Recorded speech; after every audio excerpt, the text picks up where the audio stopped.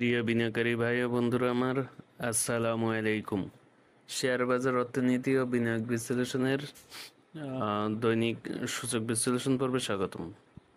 এটি সূচক বিশ্লেষণ পর্ব বললে আসলে ভুল হবে, কারণ মার্কেটের সামগ্রিক যে অবস্থা, এখানে কোনো গণকের কোনো গণনাই কাজ হচ্ছে না। মার্কেট প্রতিনিয়ত নিম্নমুখী ধারায় প্রবাহিত হচ্ছে। তারপরে আসলে রোজকার বিষয়, সেজন্য দেওয়া। যদি ভালো লাগে তাহলে দেখতে পারেন, শুনতে পারেন। ধন্যবাদ। আর চলুন কথা না বাড়িয়ে সরাসরি মূল পর্বে চলে যাই। আজকে এই ক্যাটাগরি থেকে লেনদেন হয়েছে, মোট কোম্পানির লেনদেন হয়েছে 219টি। এর মধ্যে ঊর্ধ্বমুখী ছিল 28টি, নিম্নগামী ছিল 159টি এবং অপরিবর্তন ছিল 32টি। আর বি ক্যাটাগরির 80টি কোম্পানির মধ্যে 8টি কোম্পানি ঊর্ধ্বমুখী ছিল, 69টি নিম্নমুখী এবং 3টি অপরিবর্তন। জেড ক্যাটাগরির 98টি কোম্পানির মধ্যে 8টি ছিল ঊর্ধ্বমুখী, নিম্নগামী ছিল 75টি এবং অপরিবর্তনীয় ছিল 15টি। অর্থাৎ মোট 397টি কোম্পানির মধ্যে 303টি কোম্পানি নিম্নগামী ছিল, 44টি ঊর্ধ্বমুখী ছিল এবং অপরিবর্তন ছিল 50টি। ঊর্ধ্বগামী, নিম্নগামী এবং অপরিবর্তন তিনটার ভিতরে যে পার্থক্য, এটা আসলে খুবই দৃষ্টিকটু।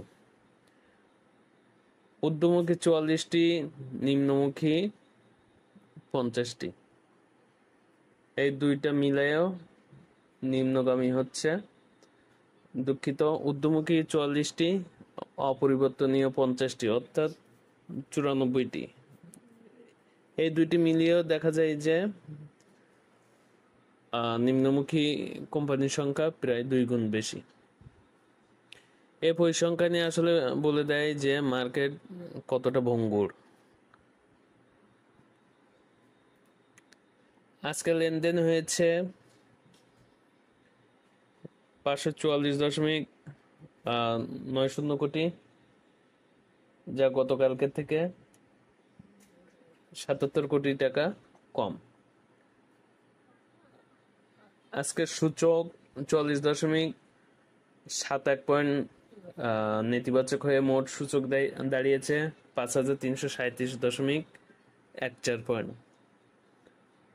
গতকালকে সূচক নেতিবাচক ছিল 68.04, আর আজকে হয়েছে 44.71। এদিক দিয়ে বলতে গেলে আসলে বলতে হবে যে ব্যাটসম্যানের আজকে ফর্ম ছিল না। যদিও বা ব্যাটসম্যান টি-20 স্টাইলেই ব্যাটিং করা শুরু করেছিল, কিন্তু পিচ কখনো টার্ন নিচ্ছে, আবার কখনো স্লো হয়ে যাচ্ছে, কখনো ফ্ল্যাট হয়ে যাচ্ছে,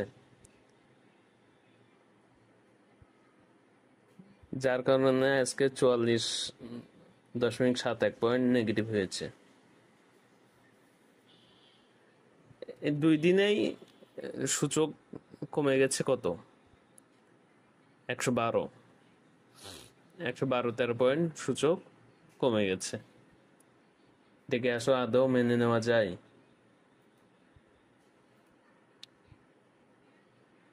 আজকে টপ সেক্টর বা গেইনার বা ভ্যালু, এগুলো আসলে বলার কোনো জায়গা আছে বলে আমার মনে হয় না। সব লালে লাল, তারপর না বললে নয়। টপ সেক্টর বাই গেইনারে যে 5টি ছিল: pharma and chemical, engineering, textile, fuel and power, insurance.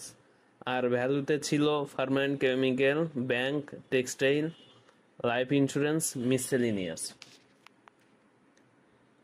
আজকে হচ্ছে ইন্ডেক্স মুভারে যে 10টি ছিল সেগুলো হচ্ছে Walton, Prime Bank, South East Bank, BSC PLC, GQ ballpen, LHB, Robi, support, ICB, Orion infusion.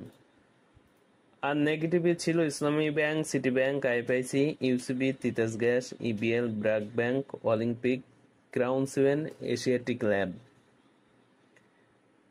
এই ছিল মার্কেটে আসলে সামগ্রিক অবস্থা।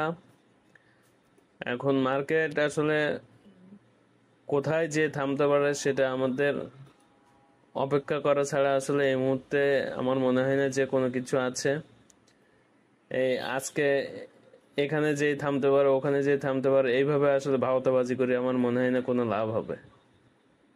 কারণ মার্কেট কন্টিনিউ পড়তেছে। আমি আজকে একটা বলে দিলাম যে এখানে যেই ব্যাক করবে, কিন্তু তারপর দিন কমে গেল। আর তারপর দিন বললাম যে এখানে যে আবার হয়তো ব্যাক করতে পারে। এবার বলতে থাকলাম, তা কোনো একদিন হয়ে গেল আর সেটা নিয়ে ক্রেডিট নিব। আসলে এই প্ল্যাটফর্ম এই ভাওতাবাজিতে আসলে বিশ্বাস করে না। এই প্ল্যাটফর্মের পক্ষ থেকে মেজর ভিত্তি স্তর হিসেবে বলা হয়েছিল 5,430 থেকে 5,450, যদিও সেটা বানের তোড়ে নেতিবাচক ধারায় ভেঙে নিচে চলে এসেছে। এই জন্য গতকালকেও দেখেছেন যে এই প্ল্যাটফর্ম থেকে আসলে ওই ভিত্তি স্তর, প্রতিরোধ স্তর এসব কোনো কিছু বলা হয় নাই। কারণ আজকে বললাম হইল না, আগামীকালকে বললাম হইল না, তারপর দিন বললাম হয়ে গেল। এখন আমি ক্রেডিট নিলাম যে বলেছিলাম না এখান থেকে নেমে যাবো, এখান থেকে উঠবে। এটা কন্টিনিউ বললাম, একদিন মিলে গেল। আসলে এই ভাওতাবাজি করার আসলে কোনো মানে হয় না, কোনো দরকার নেই। এটুকুই আসলে আপনাদের সাথে দুঃখ বেলা শেষে ভাগাভাগি করে নেওয়া। কারণ যাই হোক, মার্কেট তো ছেড়ে যেতে পারবো না। কারণ মনে হয় না যে মার্কেট শত প্রতিকূল অবস্থার মধ্যেও ছেড়ে যেতে পারবো। কারণ সেই বহুত বছর যাবৎ মার্কেটে আছি, মার্কেটের প্রতি এত প্রতিকূলতা যায়, কিন্তু তারপরেও আমরা কি কেউ ছেড়ে গেছি মার্কেটকে? যায় নাই। কারণ মার্কেট আমাদের একটা প্রাণের জায়গা।